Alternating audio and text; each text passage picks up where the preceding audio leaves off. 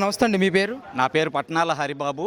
ఏం చేస్తుంటారు sir? Andhra Pradesh BC సంక్షేమ సంఘం రాష్ట్ర అధికార రైట్ సార్. నిన్న అసెంబ్లీలో బీసీకి సంబంధించి రిజర్వేషన్ కల్పిస్తూ 33.3% రిజర్వేషన్ కల్పిస్తూ ఒక నిర్ణయం కూడా తీసుకున్నా ఉన్నారు. ఒక బీసీ నాయకుడిగా ఎలా అనిపిస్తుంది మీకు? చాలా ఆనందదాయకమైనటువంటి విషయం. ఎందుకంటే గత తెలుగుదేశం ప్రభుత్వంలో 34% అమలు జరిగేది. ఆ రోజున పూర్తిగా మా బీసీలకి ప్రతి స్థానిక సంస్థల్లో కూడా అవకాశాలు కలిగాయి.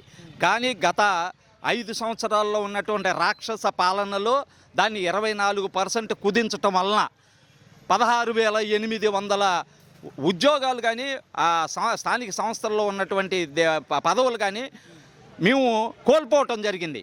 మళ్ళీ ఈ రోజున నారా చంద్రబాబు నాయుడు గారు ఈ కూటమి ప్రభుత్వం మళ్ళీ 34% తీసుకురొచ్చి మా బీసీలకి వెనకబడిపోయినటువంటి మా బీసీలని ముందుకు తీసుకెళ్ళటానికి కూటమి ప్రభుత్వం మాత్రం ముందుంటుంది అనేది మాత్రం నిరూపించారు. అంటే బీసీలకి వెన్నుపోటు పొడిచిందే టీడీపీ పార్టీ కూటమి ప్రభుత్వం. బీసీల మీద పెద్ద ఎత్తున దాడులు జరుగుతూ ఉన్నా కూడా ఎక్కడ కూడా పట్టించుకోవట్లేదని చెప్పేసి పెద్ద ఎత్తున ఆరోపణలు చేస్తున్నారు వైసీపీ నాయకులు. బీసీలకి ఎన్నుపోటు పొడిచింది వైఎస్ఆర్ పార్టీ. ఎందుకంటే తన అక్కని ఏడిపిస్తున్నారని చెప్పేసి ఒక 10 తరగతి చదువుకున్న కుర్రవాడు 10th చదువుకున్న కుర్రవాడు అడిగినందువల్ల వాడిని కొట్టి చంపి కాల్ చేసినటువంటి సందర్భంలో ఈ ఒక బీసీని చంపేసినప్పుడు ఏం చేశాడు?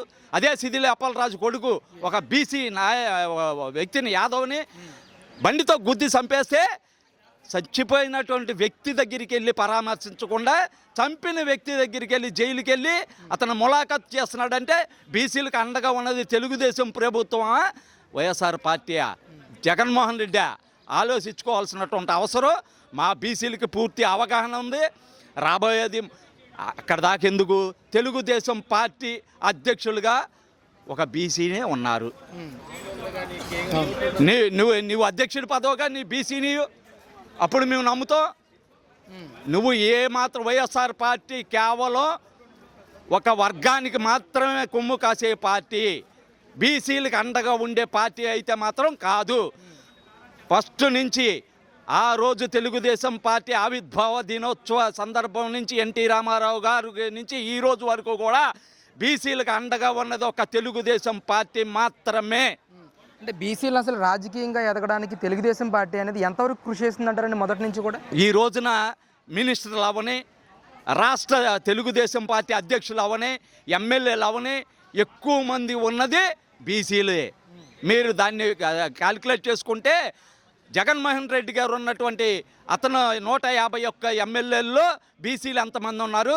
ఈ రోజున 164 మంది ఎమ్మెల్యేలు ఉన్న కూటమి ప్రభుత్వంలో బీసీలు ఎమ్మెల్యేలు మినిస్టర్లు ఎంతమంది ఉన్నారనేది మీరు తేల్చుకుంటే అప్పుడు తెలుసుద్ది.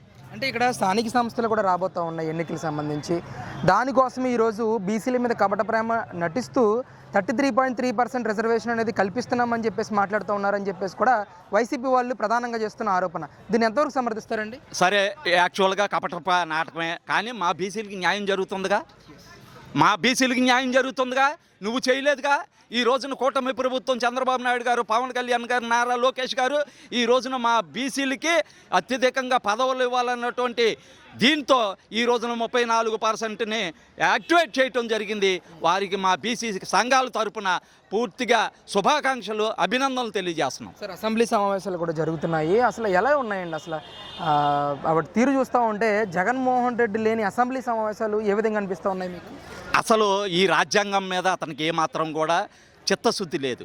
ఎందుకంటే భారతదేశం మొత్తం కూడా మొన్న ఆగస్టు 15న ఎక్కడ ఏ దేశంలో జరగనటువంటి స్వతంత్ర భారత దినోత్సవం మైనారిటీస్ ముస్లిమ్స్ సోదరులు కూడా జెండా కార్యక్రమం ఆవిష్కరిస్తే గత 3 సంవత్సరాల నుంచి జెండా ఆవిష్కరణ లేని వైఎస్ఆర్ పార్టీని ఈ రాష్ట్రం నుంచి బహిష్కరించాలని చెప్పేసి మాత్రం ఈ సందర్భంగా నేను డిమాండ్ చేస్తున్నాను. అంటే ఎలా చూడొచ్చు అండి? 3 సంవత్సరాల నుంచి కూడా జగన్మోహన్ రెడ్డి గారు కనీసం ఈ ఆగస్టు 15వ తారీఖుకి జెండా ఎగరవేయడానికి బయటికి రాకపోవడానికి కూడా కారణం ఏంటంటారండి? అదే చెప్తున్నా. యాక్చువల్గా ఏంటంటే ఇతను రాజ్యాంగం మీద కానీ, రాష్ట్రం మీద కానీ, రాష్ట్ర ప్రజల మీద కానీ ఒక అవగాహన, ఒక ప్రేమ, అభిమానాలు కానీ ఇతను రాజకీయంగా పరిపక్వత చెందినటువంటి వ్యక్తి అయితే మాత్రం కాదు.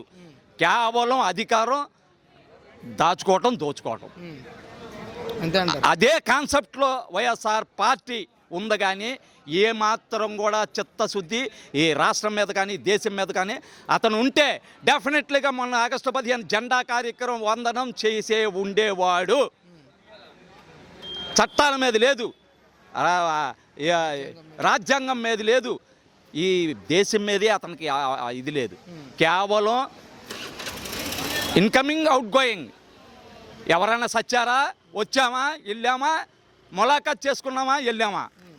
దేశ ప్రజల కోసం అతను 11 మంది ఎమ్మెల్యేలు గెలిపిస్తే ప్రజలు ఆ సమస్యల కోసం అసెంబ్లీకి వెళ్ళి మాట్లాడలేనటువంటి దౌర్భాగ్య స్థితిలో వైఎస్ఆర్ పార్టీ ఉంది.